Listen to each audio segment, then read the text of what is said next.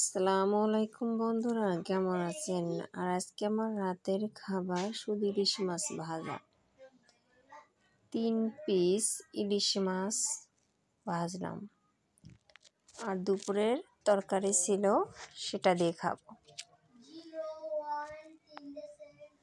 এই যে আমার ইলিশ মাছ ভাজা হয়ে গেছে। এই যে আমি এখন অফ করে দিচ্ছি। ইলিশ মাছ ওই যে আমি একদম ঝোল রাখবো না, শুকনা শুকনা খাবো। তা ভাবলাম একটু বাদাম ভাজি। তাই আমি বাসায় তোমাদের ভাই বাদাম নিয়ে এসেছিল, খোসা ছাড়া বাদাম।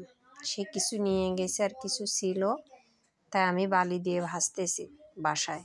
যে কড়াইটা দেখতেছি, এতে আমি আগে কেক বানাইতাম, তারপর পুডিং বসাই।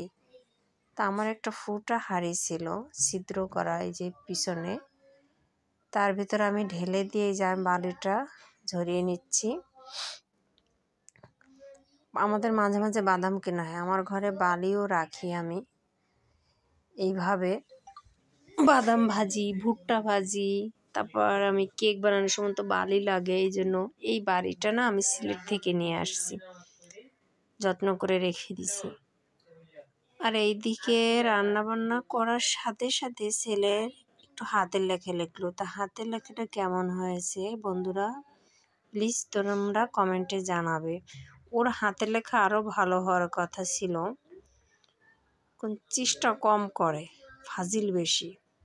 এই যে আমার ছেলে হাতের লেখা লেখছে,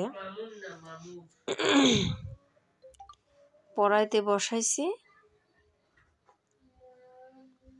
দেখেন কি দুষ্টুমি করে।